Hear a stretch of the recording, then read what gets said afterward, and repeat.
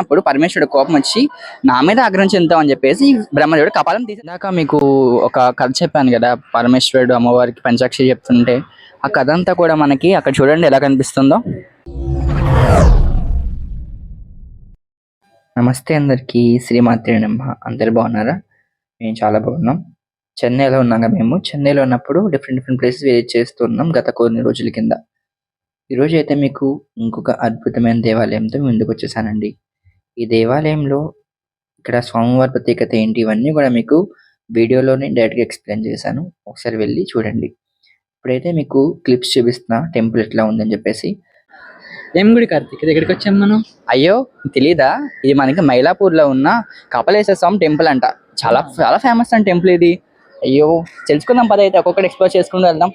ఇక్కడ అయితే మనకి పరమేశ్వరుడు అమ్మవారి కంట పంచాక్షరి మంత్రము అలాగే విభూతి గురించి చెప్పాడంట, విభూధార గురించి చెప్పాడంట. అప్పుడంటే అమ్మవారు ఒక నెమలిని చూసి ఆకర్షణం అయిపోయిందంట. అప్పటి నుంచి పరమేశ్వరుడు కోపం వచ్చి, అయ్యో నేను కాన్సన్ట్రేషన్ గా ఎక్స్ప్లెయిన్ చేస్తుంటే నువ్వు ఎందుకు ఇట్లా అయిపోతావు అని చెప్పేసి పరమేశ్వరుడు అమ్మవారు శపం చేశాడంట, నెమలిగా మారిపో అని చెప్పేసి. అదే చూడండి ఇక్కడ మనకి ఇక్కడ కనిపిస్తుంది, ఇక్కడ పరమేశ్వరుడు నెమలి కనిపిస్తుంది చూసారు అక్కడ. ఇలా ఈ గుడిలో మనకి అలా శాపం అయిందంట. అంటే అమ్మవారు ఇక్కడ మనకి 1000 ఏళ్ళు తపస్సు చేసిందంటండి.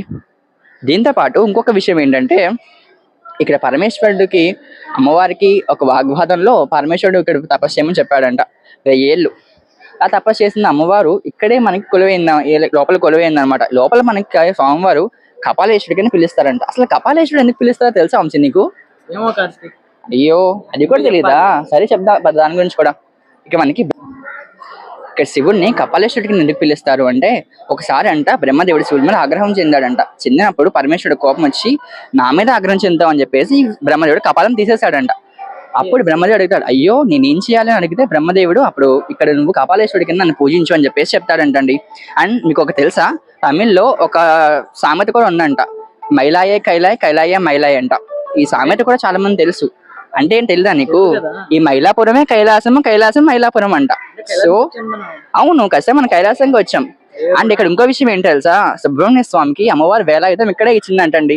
చూసారా ఎంత పెద్ద గుడిలో ఇన్ని విశేషాలు ఉన్నాయో. సో ఎవరైనా ఖచ్చితంగా రాకపోతే ఖచ్చితంగా రండి. చెన్నైలో the famous temple Kapaleshwara Swamy temple అనమాట. మైలాపూర్ లో ఉంది టెంపుల్. సో అడ్రస్ అని డిస్క్రిప్షన్ ఇస్తాను, వచ్చి చూసేసాను టెంపుల్ అంతా. సో మెయిన్గా మనం తమిళనాడులో ఉన్న ఈ యొక్క దేవాలయాల గురించి మనం మాట్లాడుకోవాలనుకుంటే, లైక్ మనకి ఆర్కిటెక్చర్స్ చాలా డిఫరెంట్గా ఉంటాయండి. లైక్ మనకి కంపేర్ టు మన తెలుగు సైడ్స్ ఎట్లా ఉంటాయి ఆర్కిటెక్చర్స్ చాలా డిఫరెంట్గా ఉంటుంది. గోపురాలు కావచ్చు, చాలా గోపురం ఎంత పెద్ద గోపురం ఉందా, గోపురాలు కావచ్చు. అండ్ ఆల్సో ఇక్కడ మేము చూస్తుంటే మాకు ఇక్కడ ఒక మంచి అద్భుతమైన ఒక ఫోటో కనిపించింది. చూడండి ఇక్కడ విగ్రహం కనిపించింది. దక్షిణామూర్తి జనరల్ గా మనకి ఇలా ఒక పైన చూసారు కదా అట్లా కనిపిస్తూ ఉంటారు. కానీ దక్షిణామూర్తి ఇక్కడ కింద చూసారు ఎట్లా ఉన్నారో, కాలు మీద కాలు వేసుకుని ఎట్లా కూర్చున్నారో. సో కొంచెం డిఫరెంట్ గా ఉంది అదేదో లైక్ చూడడానికి. అందుకే మీకు అది కూడా మీకు కాపీ చేసి చూపిస్తున్నాను అనమాట. నేను డిఫరెంట్ గా ఫీల్ అవుతున్నాం కదా అదంతా కూడా. సో ఇందాక మీకు ఒక కథ చెప్పాను కదా, పరమేశ్వరుడు అమ్మవారికి పంచాక్షరి చెప్తుంటే ఆ కథ అంతా కూడా మనకి అక్కడ చూడండి ఎలా కనిపిస్తుందో. లైక్ అక్కడ పరమేశ్వరుడు ఉన్నాడు, అమ్మవారు ఉంది, నెమలి ఉంది, అదనమాట. లైక్ ఆ కథ అంతా కూడా మనకి ఇక్కడ చెక్కారు. ఇలా ఈ గుడి చూస్తుంటే ప్రతి ఒక్క అంశాలు మనం చెక్కబడుతుంది. అక్కడ పైన ఒకసారి జూమ్ చేసుకోండి, లలిత అమ్మవారు అండ్ ఆల్సో మనకి పరమేశ్వరుడు, మొత్తం ఇక్కడ శివపరివారం అంతా కూడా మనకి కనిపిస్తూ ఉందన్నమాట. అండ్ ఇక్కడ ఈ గోపురం చూడండి, గోపురం మీద ఎలా ఉన్నాయో ఆర్కిటెక్చర్ మనకి. లైక్ అక్కడ విష్ణుమూర్తి ఉన్నారు. అండ్ అక్కడ చూసారా మనకి రైతులు అండ్ ఆల్సో పక్కన ఉన్న ప్రతి ఒక్కళ్ళు మనకు కనిపిస్తున్నారు.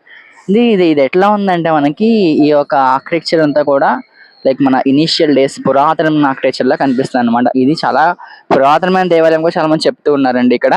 అండ్ ఇక్కడ ఎవరితోనో మాట్లాడిద్దాం అనుకుంటే కానీ మన తమిళ్ రాదు కాబట్టి ఎవరితోనూ మనం కాన్వర్జేషన్ చేయలేకపోతున్నాం అనమాట. సో నెక్స్ట్ టైం నీకు కాన్వర్జేషన్ చేపిస్తా. అండ్ ఇక్కడ చూస్తుంటే చాలా గోపురాలు కనిపిస్తున్నాయి కదా, గోపురాలన్నీ కూడా మనకి చాలా పెద్దగా ఉంటాయండి తమిళనాడులో. ఎక్కడ చూసినా మనకి దక్షిణామూర్తి దర్శనం ఇస్తూ ఉంటారు. లైక్ అటు పక్కన చూడండి పైన, ఆ పైన గోపురం దర్శనం చేయండి. అక్కడ దక్షిణామూర్తి పక్కన హయగ్రీవ స్వామి గారు దర్శనం ఇస్తూ ఉన్నారనమాట. ఓకేనా? సో ఇట్లా ఈ గుడి అంతా కూడా మీకు ఒకసారి మీకు చూపిద్దాం అనుకుంటున్నాను. సో ఇది వచ్చేసి మనకి చెన్నైలో ఉంటుంది. సో మైలాపూర్ లో ఉన్న టెంపుల్ అనమాట, కపాలేశ్వర స్వామి టెంపుల్. అంటే నెమలి అందరూ వచ్చి దర్శనం చేసుకోండి. ఓకేనా? నుంచి ఈ ప్లేస్ ని మైలాపూర్ అని పిలుస్తూ ఉంటారంట. మీలో చాలా మంది తెలుసు కదా! మైలాపూర్‌లో ఇంకొక ఫేమస్ టెంపుల్ బాబాగారి టెంపుల్ కూడా ఉంది గదా! సో, దానికి కూడా వెళ్ళి విజిట్ చేసాము. చాలా బాగుంది టెంపుల్ కూడా. అది అది కూడా బాగుంది. సో, అది చాలా చిన్న క్లిప్స్ తీసాం కాబట్టి అది ఇంకా ఎక్కువ షేర్ చేయలేదండి. లేకపోతే ఆ క్లిప్స్ కూడా యాడ్ చేసేవాళ్ళం. అండ్ చాలామంది అడుగుతున్నారు కదా! మన ఛానెల్‌లో ఆర్కిటెక్చర్ గురించి ఎక్స్‌ప్లెయిన్ చేయండి అని చెప్పేసి. సో, ఈ టెంపుల్‌లో డీటెయిల్‌గా ప్రతి ఒక్క ఆర్కిటెక్చర్‌ని మేము తీసామనమాట. అంటే ఒక స్తంభాల మీద చెక్కే శిల్పాలన్నీ కూడా మీకు క్లియర్‌గా చూపించడానికి తీసాము. కొన్ని కొన్ని శాంపిల్స్ మీకు వీడియోలో చూపిస్తాను. ఫ్యూచర్‌లో కాదు. ముందు ముందు వీడియోలో వస్తుందనమాట. అండ్ గోపురాలు చూసారా ఎంత పెద్ద గోపురాలున్నాయో? నిజంగా మనకి తమిళనాడులో మెచ్చుకోవాల్సిందేంటంటే గోపురాలండి. రాజగోపురం అలాగే ఉంటుంది. గర్భాలయ గోపురం అలాగే ఉంటుందనమాట. అండ్ ఇవాళ ఇంకో విశేషం ఏంటంటే మాకు గర్భాలయంలోకి పరమేశ్వరుడు గర్భాలయంకి వెళ్తే కొంచెం ఎందుకో Arunachalam feeling plus Jammu Kashmir feeling వచ్చిందనమాట. చెప్పాను కదా మీకు శిల్పాలు చూపిస్తా అని చెప్పేసి. ఇది మనకి దక్షిణామూర్తి శిల్పం అనమాట. గోడ మీద చెక్కుంది. జనరల్‌గా మేము అక్కడ కూర్చొని లలిత సహస్రం చదువుకుంటున్నాము. అలా చూస్తుంటే ఎందుకో ఇవి కనిపించాయన్నమాట. అసలు కొత్తగా ఉన్నాయేంటి అని చెప్పేసి చూసాము. నిజంగా అండ్ ఇంకొక బ్యూటిఫుల్ థింగ్ ఏంటో తెలుసా? ఆ పక్కన మీకు పైన ఒక పెయింటింగ్ కనిపిస్తుంది కదా! ఆ పెయింటింగ్‌లో వాళ్ళు ఎట్లా ఏసారో తెలీదండి. ఆ పెయింటింగ్స్ కూడా అంత బావుంటాయన్నమాట. ఈ యొక్క టెంపుల్స్ అన్నిట్లో కూడా. ఇది మనకి బత్త చాలా మందికి తెలుసుగా బత్త కన్నప్ప. సో, ఇలా అన్నమాట. ప్రతి ఒక్క స్తంభాల మీద డిఫరెంట్ డిఫరెంట్ శిల్పాలు చెక్కి ఉన్నాయండి. అండ్ మీ ఎదురుగానే చూస్తున్నారు కదా! అది అది అమ్మవారి యొక్క గర్భాలయం అన్నమాట. ఆ పక్కనే మనకి పరమేశ్వరి గర్భాలయం. ఇది కొంచెం డిఫరెంట్‌గా ఉంటుంది చూడండి ఒకసారి ఇక్కడ కూడా. మనం గజమాల ఎలా కడతామో తెలీదు కదా! తమిళనాడు సైడ్‌లో గజమాల ఫేమస్ అన్నమాట. వాళ్ళు ఎట్లా కడతారో చూసారా? ఎంత పెద్ద పెద్ద మాలలు ఎలా కడుతున్నారో. అంటే మనకి ఎప్పటికప్పుడు ఫ్రెష్ ఫ్రెష్ మాలలు కడుతూ ఉంటారన్నమాట. అంటే స్వామివారికి మధ్యాహ్నం ఒక మాల, మార్నింగ్ ఒక మాల కడుతూ ఉంటారు.